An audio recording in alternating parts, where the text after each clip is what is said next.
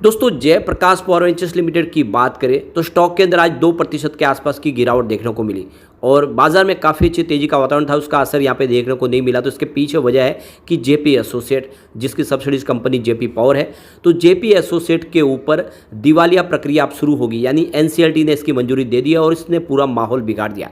तो क्या इसका नुकसान जेपी पावर को भी होने वाला है? तो जेपी पावर की तरफ से इसका क्लेरिफिकेशन आ चुका है। एक्सचेंज को नोटिस के माध्यम से इसकी जानकारी दी गई है कि जेपी पावर को इसका क्या असर होगा। तो वो सारी जानकारी इस वीडियो के माध्यम से डिस्कस करेंगे और ये पूरा मामला क्या है और क्या जेपी पावर से हमें निकल जाना चाहिए या फिर आने वाले समय जेपी पावर में हमें फिर से एक अच्छा रिटर्न की संभावना को देख सकते हैं। लेकिन फ्रेंड, उससे पहले अगर आप पहली बार हमारे चैनल पे आए तो चैनल को सब्सक्राइब कर दीजिए, एक बेल आइकॉन दबा दीजिए ताकि जब भी नया वीडियो बने पहला नोटिफिकेशन आपको मिले। वीडियो पसंद आए तो लाइक से जरूर कीजिए।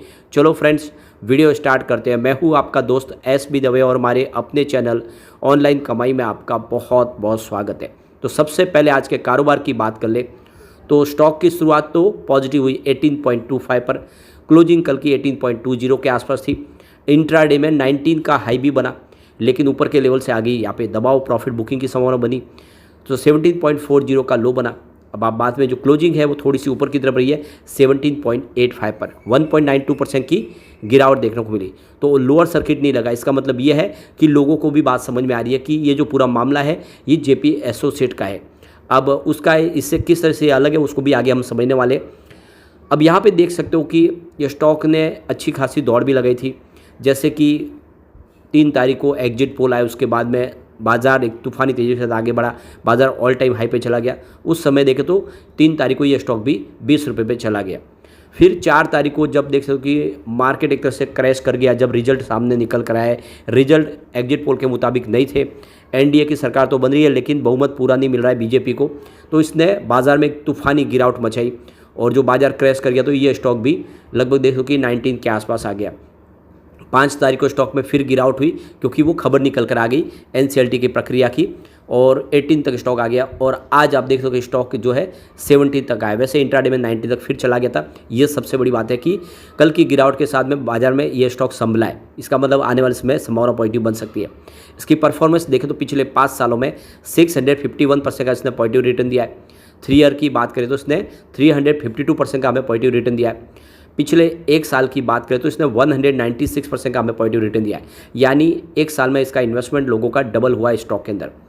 अब 3 मंथ की बात करें तो 0.86% की यहाँ पे तेज़ी बनी है और 1 महीने के हिसाब से 7.83% की गिरावट होती है, लगभग 8% के आसपास की गिरावट हुई है और पिछले 1 दिन के हिसाब से 3% के आसपास की गिरावट है। कुल मिला के देखें तो महीने भर में जिसने निवेश किया होगा उसको नुकसान जरूर हो रहा है, लेकिन जो लॉन्ग टर्म इन्वेस्टर उन्होंने अच्छा पैसा कमाया। दूसरी तरफ जेपी एसोसिएट में यहाँ पे लोअर सर्किट लग गया डायरेक्ट ही, बाजार खुलते ही यहाँ पे लोअर सर्किट लगा है 11.45 पर, कल की क्लोजिंग 12.05 के आसपास थी। यहाँ पे किसी को निकलने का मौका नहीं मिला। तो जो खबर निकल के आ रही है कि कर्ज में डूबी हुई जेपी एसोसिएट को बहुत बड़ा झटका लगा है। नेशनल कंपनी लॉ ट्रिब्यूनल यानी एनसीएलटी ने आईसीआईसीआई बैंक और स्टेट बैंक ऑफ इंडिया द्वारा जेपी एसोसिएट के खिलाफ दायर दिवालिया याचिका को स्वीकार कर लिया है। और देख सकते हो कि आईसीआईसीआई बैंक ने साल 2018 में ही दिवालिया प्रक्रिया शुरू की थी और साल 2022 में एसबीआई भी इस प्रक्रिया के अंदर शामिल हुआ। आईसीआईसीआई बैंक और एसबीआई और आईडीबीआई बैंक करके 22 अलग अलग लैंडर्स हैं, उनका मिलके यहाँ पे कर्जा है जेपी एसोसिएट के ऊपर, काफ़ी भारी कर्जा है। तो एनसीएलटी की 2 सदस्यीय इलाहाबाद पीठ ने सोमवार को दोपहर को दिवालिया प्रक्रिया शुरू करने का आदेश सुना है। इस पीठ में देख सकते हो कि प्रवीण गुप्ता और आशीष वर्मा शामिल थे।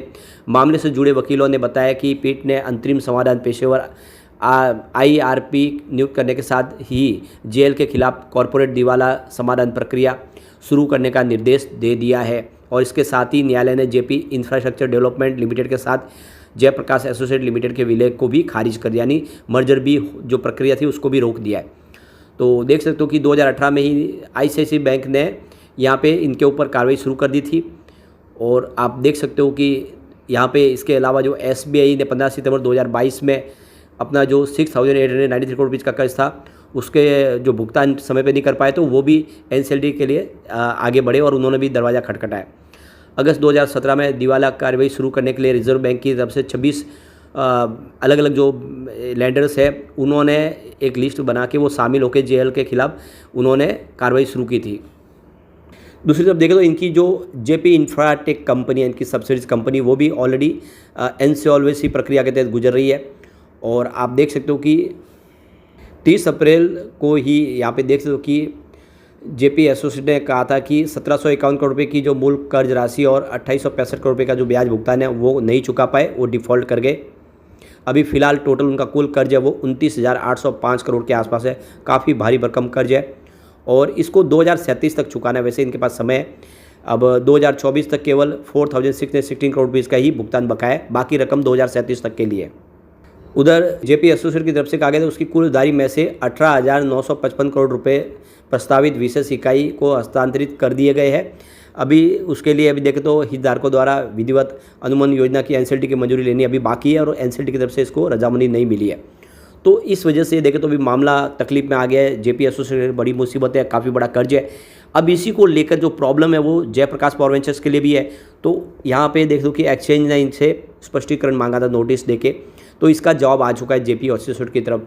जो मामला है उसमें जयप्रकाश पावर वेंचर्स लिमिटेड ने क्लेरिफिकेशन दे दिया है। तो जयप्रकाश पावर वेंचर्स लिमिटेड की बात करें तो ये जेपी एसोसिएट ग्रुप की ही कंपनी सब्सिडीज है और इसीलिए उनको भी नोटिस के माध्यम से जानकारी ली गई थी कि इंसॉल्वेंसी प्रक्रिया का उनके ऊपर क्या असर होने वाला है।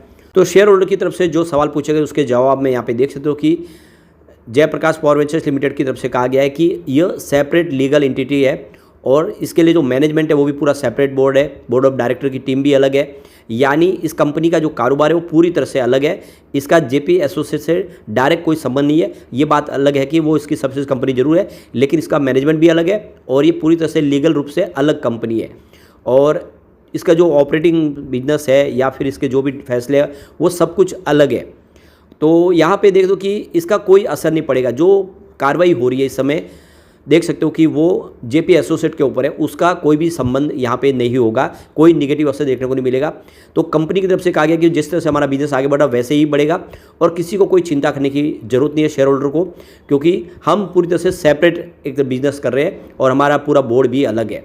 तो आप देख सकते हो इसका पॉजिटिव असर भी देखने को मिला और गिरावट स्टॉक के अंदर बड़ी नहीं हुई, क्योंकि कंपनी का जो बिजनेस है वो स्मूथली ऐसे ही चलेगा। और आपको ये ध्यान रखना चाहिए कंपनी लगातार अच्छा बिजनेस करिए, प्रॉफिट रेवेन्यू बढ़ रहा है। आप देख ही सकते हो 2021 में इनका रेवेन्यू 3.59 थाउजेंड करोड़ के आसपास था और प्रॉफिट 0.27 थाउजेंड करोड़ के आसपास था। 2022 में रेवेन्यू बढ़ के 4.86 थाउजेंड करोड़ तक पहुँच गया।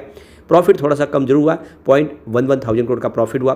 2023 में रेवेन्यू बढ़ के तो 5.92 थाउजेंड करोड़ तक पहुंच गया, लेकिन प्रॉफिट गिर के 0.06 थाउजेंड करोड़ आए।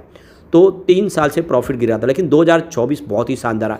रेवेन्यू बढ़ के सीधा 7.15 थाउजेंड करोड़ तक पहुंच गया, यानी लगभग डबल हुआ 3-4 साल में रेवेन्यू। और प्रॉफिट 1.02 थाउजेंड करोड़ तक पहुंच गया, तो प्रॉफिट में भी भारी उछाल देखने को मिला। तो ये आंकड़े उत्साहवर्धक है और इसलिए आपको चिंता करने की बात नहीं, कंपनी पूरी तरह से अलग है और आने वाले समय अपने बिजनेस को लेकर आगे बढ़ेंगे। ये बात जरूर है कि मुख्य कंपनी तो जेपी एसोसिएट, इसलिए थोड़ी सी चिंता जरूर होती है। तो वैसे भी मैंने लगातार आपको बोला कि ऐसे पैनी स्टॉक में निवेश ज़्यादा रखना भी नहीं चाहिए, रिस्की होते हैं।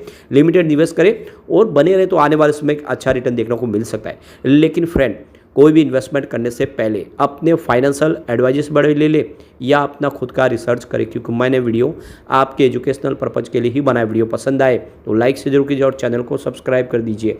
Thank you friends.